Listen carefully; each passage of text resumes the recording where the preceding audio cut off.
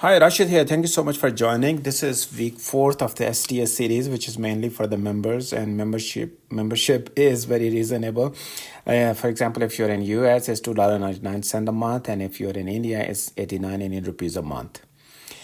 Okay, so this week we're gonna start looking into the SDA flow. And last week, what I called delay and slew back to the basics. So we started looking into CMOS, and what I really wanted to give you an idea of what are the sources of delay and the slew, and which translates into the sources of resistance and capacitance. So I did 3 videos and I explained the cell part, the CMOS part. So what I was not able to cover so far was the wire part. Okay, there's the wires, the sources of resistance and capacitance, and also give you a little bit overview of the metal stack and Elmore delay. Also want to show you a very brief overview of the 3D IC, sorry, not 3D IC, but a 3D transistor. So which started with Intel 22 nanometer. Because that's where the modern CMOS process node is. So I wanted to talk very briefly about that. So a lot of topics today, so let's get started.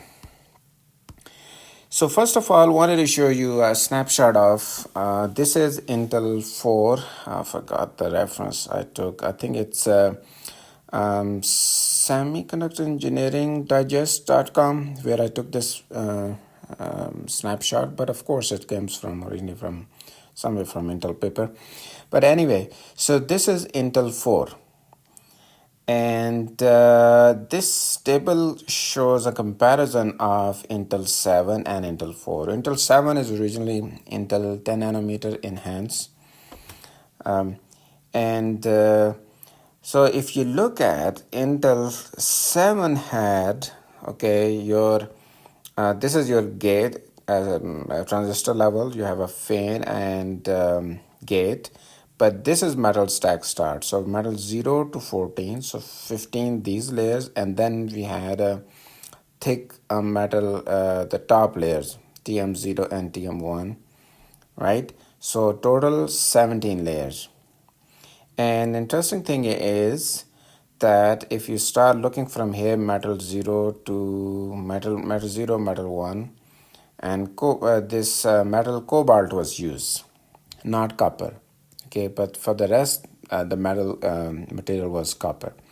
Intel 4, you see one additional layer here, so 18 layers total, right? And for these lower metals, cobalt was replaced. Actually, this came on Intel 10 nanometer first time, and there are reasons for that, and there are also reasons why on Intel 4 they went back to enhanced copper, but let's not go into that. But you just need to remember that, okay, just wanted to give you an idea of what kind of materials are used. So enhanced copper used, and then copper. And the vias are also copper. I think vias are cobalt here. The contacts are the one where kind of diffusion and the gate, when they are connected to metal 0, that via there is called a contact. Okay, used to be tungsten, but nowadays it's copper is replacing everything. You see this picture at the bottom, this tinies are those transistor, and look at the buildings on top of that. Those are all the metals, and we give power and signal routing come from all the way from the bumps here all the way down. All right, this is like a zoom in of all those metals. Okay. Yeah, this is I took this from my CMOS series, and older technology, but few definitions here. An important thing to look at, okay, at the bottom you have your transistors. You have an NMOS transistor where the substrate is P, then you have N+, then you have a PMOS. For that we need N here, so within P you create this well of N material, and with an N you create P plus. This is your source, this is your drain, and then you have oxide, you have gate, and then you have this is the contact I was saying, and then you connect to metal one. And also, I don't know if you followed my physical design series. Within physical design, you have a certain preferred metal routing for different metals. So metal 1, let's say, goes this way. Metal 2 goes perpendicular to it. Then metal 3 this way. Then metal 4 this way. Then metal 5 that way. Pitch is the distance between the center of this metal, any metal, right, and to its adjacent metal. So metal 5 will be here, and metal 6 will be through a via the next at the top. There will be metal 6, right? So pitch is the center to center distance between the two metals, similar metals, on a similar floor, on the same floor. That is the pitch. Then for the metal, there's a width and there is a height. The aspect ratio is height over width. I think that's what I wanted to show here. A little bit older technology. I think during the CMOS series, I gave a more overview of what kind of, there is a barrier used along the metals. Different barriers are used now. Since it's copper now, it used to be aluminum in those older technologies. All right, yeah, FinFET, this the tri-gate, okay, which a 3D transistor. Hey, so far I gave you overview of our two-dimensional planar transistor. You look at here, you have the same plane. You have this N source, drain, and then you have a dielectric silicon dioxide. Older technologies, it's high K dioxide and high K gate these days. But in the planar transistor, you look at this a gate on top, and the channel is here. Okay, so the gate is only at the top. Here now, starting Intel 22 nanometer, this new version of transistors came, and these are using the latest technology node. So it's important to have some idea, but trust me, it's not difficult. The only thing is you need to think of here is on top, here is the gate is on all three sides. So this is your source and this is your drain. So current electrons, for example, in NMOS case, goes from source to drain, and through this small strip they go there. And you want to have a better control of the channel, so you have a gate wrapped on three sides. Starting until 20A and then 18A, we will have a gate all around this, so it will be like a tube. But right now in this Intel 7, starting with 22 nanometer, then 32, 14, 10, Intel 7, Intel 4, it's on the three side. Okay, so this thing is called fin. The source and drain are fins. So remember previously we used to have a bigger width. We used to make it a bigger width. Now the equivalent of bigger width is having more fins. You don't want to make this the fin width. So this over here is the width of the fin. This is height of the fin. You don't want to make the fin width, because then it's the same problem. You will have a less control of from the gate. So what you do is you create more fins there. That's how you increase the width of the transistor. Okay, in this there's an example of snapshot of an actual transistor. So these are your gates. Okay, you can see these are wrapped around, and this is your source drain. It looks like multiple transistors connected together. Okay, so gate and the fins are like this. Get an idea? So all you have to do is think like this here, though your channel is raised and your gate is all around it, but rest of the concepts are similar. This does just to show you on Intel 4, for example, if your gate, now you're looking from the top. Okay, if your gate is like this, which is wrapped around your channel area, then metal 1, metal 3 direction was similar, and their pitch is very similar, and that pitch is how much? 50 nanometer. Okay, and the fin pitch, how fins. So fins. So if gate comes here, fins come like this, right? So fins are this, and fin pitch is 30 nanometer. And then metal 0 follows the same pitch and same direction. Then metal 2's kind of going now um, 2 1, and then metal 4 is same metal 2, just to show you kind of direction of the metals and how close things are at Intel 4 level. Right? Makes sense? So remember that. So this gate is this. That means metal 1 will be like this above, and fin is like this. So then metal 0, metal 2, metal 4, they will be like this. Makes sense? All right, so this is an interesting picture. Look at that right now. This is older technology when we had 5 metal layers, and now we have what, 17, 18, right? Now, still similar, the concept that I'm trying to give you, it's similar. So here I drew their width and height, or in other words, aspect ratio, with a certain scale. But I kept whatever the thickness and width of the metals was on this older technology, and what was the aspect ratio, and drew them according to a scale, just to show you how it looks. So at the bottom we have transistors, and you can see that transistors are tiny compared to these metals, but you need to connect them. So you need to keep the width small, but if you keep the width small and height a similar way, resistance will be small. We will look in a minute. And in order to reduce the resistance, you increase the height. So their aspect ratio is higher. You can see that lower metal 1.6, then 2, 1.7, 1.6. The aspect ratios are pretty similar. I don't have a latest metal stack here, but I was looking into Intel 14 nanometer paper, and the aspect ratios are pretty similar. On your lower metal 0, metal 1, 2, 3, probably 1.3 to 1.7, and then you have metals where it becomes 2. So you can think of it as a pretty identical structure even on the modern metal stack. So this picture is still correct.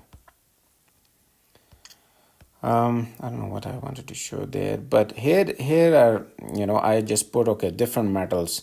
Let's say looking from into the page, right? Your metal 1, and you will have a different, like these metal 1 on a similar level, then of course they will be via into 2, 3 and all, and your gate is sitting at the bottom. The pitch I have already defined, right? Center from center is metal 5 pitch, center to center metal 4 pitch. All right, interesting part is, okay, what is the source of capacitance and resistance? I don't have that picture. All right. So the capacitance, basic definition is same. I went in the last week too, that capacitance is equal to permittivity of the dielectric, thickness of the dielectric, and multiplied by the width and the length, which is the area. And this is our typical capacitor. So this is a plate, in between yellow is your dielectric. Okay, now this is a metal, and here you can see that this is a parallel plate capacitor. This is permittivity of dielectric. This is given for a given material. So in case you have a silicon dioxide, it's a fixed number. Then there's a thickness. Thickness will also be kind of fixed for a process node. And the permittivity of dielectric is always represented in terms of permittivity of free space. I think I went over this in the last week. And here I gave a comparison of different material. So key thing here is your capacitance is proportional to what? Let's say this is fixed, this is fixed. Then it's proportional to the area, the width and the length. But in the latest metal stack I've showed you, our metals are a little bit like this. So now you have electric field here, but we have a bigger component because of the height, those aspect ratios I mentioned. This electric field that is coming from the side is not negligible as it was here compared to the straight lines. That fringing capacitance, right? So now we have a situation a little bit complex. So if you have a metal here, there's another metal, let's say metal 3 here, 4 here, Let's say there is no gate here and it sees a direct, there's a dielectric, right? In between all these metals, there's a dielectric. So you have a capacitance to ground from this side, from this side, from this side. You can have a coupling capacitance from this metal to another metal. You can have from this, you can have a coupling capacitance between this one. And all these capacitance back to the same formula. They depends on the thickness of the dielectric between them and the area of the two metals and how much area is the facing, right? So if you look at something like this and still with 5 metals, so you can see how situation is quite complex. So you have a capacitance here, capacitance to this one, capacitance to ground, capacitance to these guys, capacitance to this guy, capacitance.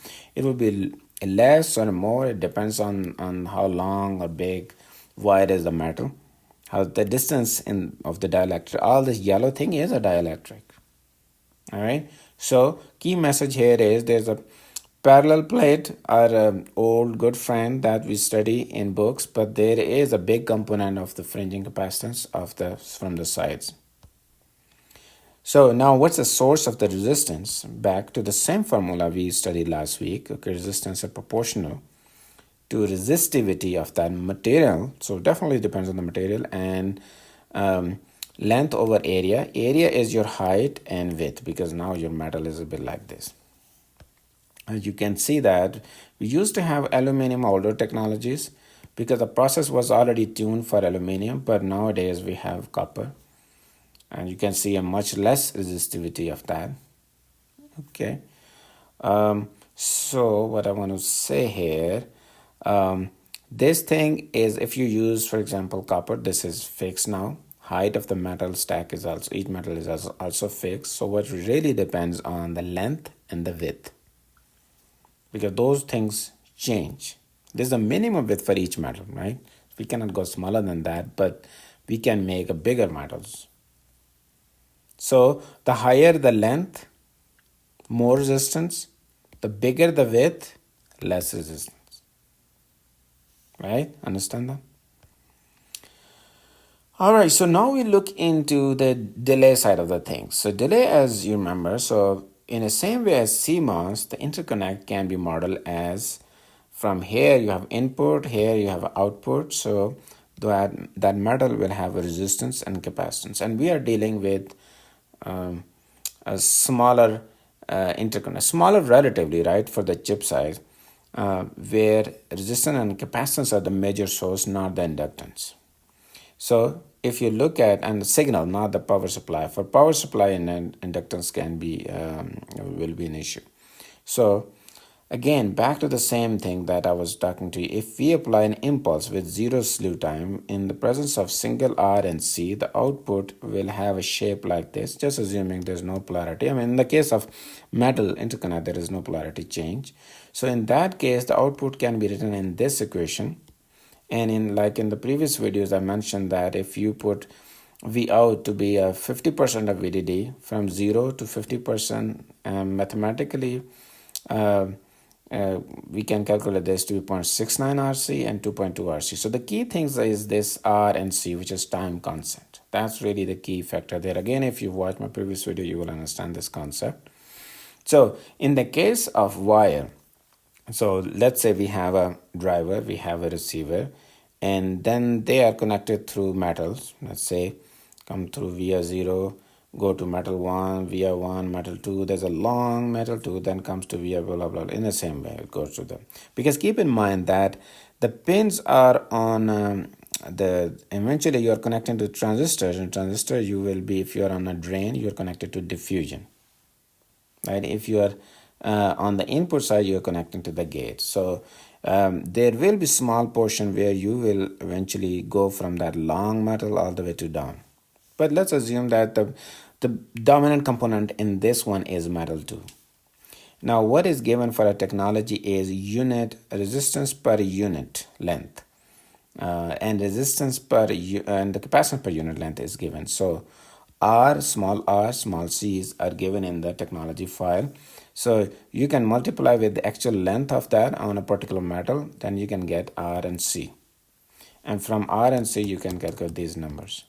Now question is, if it is a situation like this, right, and that is a real situation where one driver is connecting to several, it has a fan out, this is in the fan out, this is one in the fan out, this one. So if you have a segment like this, there will be some portion will R and C will be common, and some will be for individual receiver. So now a better model, instead of a lumped model, better model is a distributed model. But how to calculate delays? Let's say from here to here.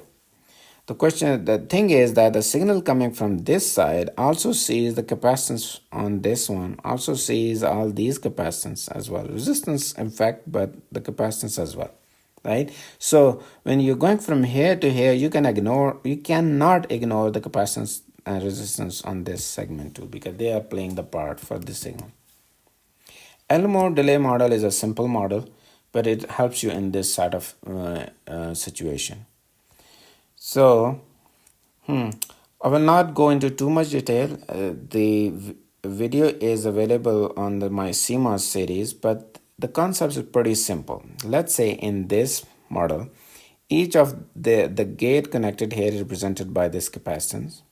So you can see that there are multiple nodes here.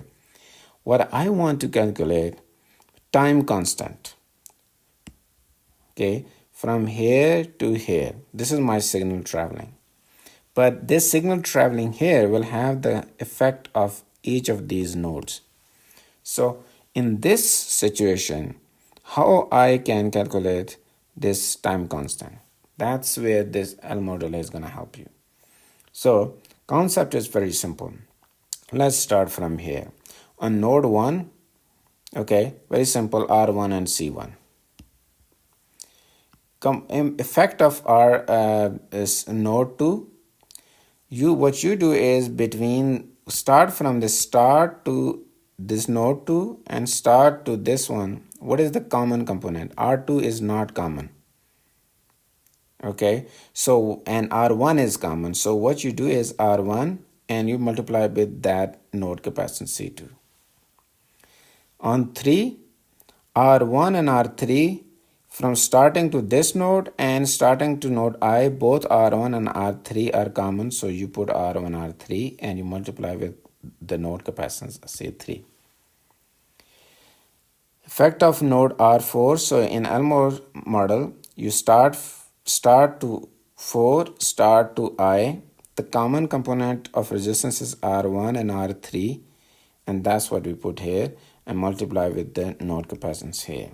And similarly at here you have R1, R3, Ri, all three common, and you multiply with Ri. So that is the core concept. You can stop the video, go back and watch it. And the concept is simple, and these things that I put here will help you. So this is the method that is being mentioned and as you, and I think it's good to know that. So another important concept I want to tell you here, and I'm using, let's say I don't have those fan out. Let's keep situation pretty simple.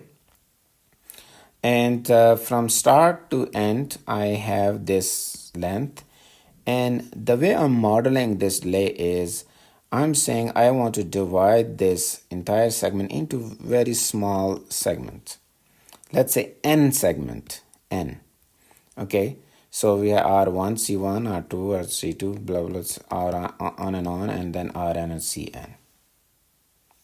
And as I told you, that this R is given unit resistance for a unit capacitance, right?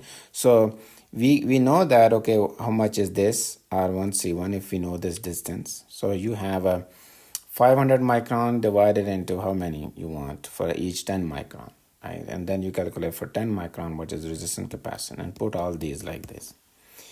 And use Elmore delay again, and this case will be simple. You use this one where all your capacitance are equal to whatever C multiplied by L over N. That is the length of each segment. Resistance is this one. So you do the same thing, RC, R1, R2C, right? So you can pause the video and try to understand this one. I will not go into detail, but the concept that I want to give you is a simple. When you do something like this, the ultimate equation that is is instead of RC, your time constant is actually RC divided by 2. That is the key thing I wanted to tell you, that the larger that you pick the value of n, so the more segment you do, eventually let's say you just pick infinite segments, just for simplification, right? You come up with more accurate number, which is your delay is not, remember that we had a 0.69 50%. Now that 0.69 become 0.38 RC. So the story here is it is better to represent your interconnect with a lot more RC or a lot more segment of distributed RC. That is the only thing I wanted to convey in this one. All right, so I think what you have gotten a basic idea of R and C, Elmore delay, distributed RC. This simple equation 0.69 or 0.38 RC. And similarly, for transition time is 2.2 RC, but if you use a lot of R and C's, it will become 1 RC. You're not going to calculate all this yourself, all right? So you will have your design. You have RTL when we take it through a place and route. So eventually after route, you have a database and you take it through a sign-off extraction engine. For example, Synopsys star RC and Cadence Quantus. You give that database to those sign-off extraction tools, and those tools will write out a file like a spef format file. That spef will have, for each net in your design, it will have resistance and capacitance, those distributed RC. You will see when you open that. This is, you can open this and see actually there. And you will see for different node, it has detailed resistance and capacitance there. Right? So you don't need to calculate all this, but just to give you an idea of what is the theory behind that. All right, let's stop it here. And during the week, I need a couple of days to prepare, but we will start into proper ST flow. All right, thank you so much. See you next time.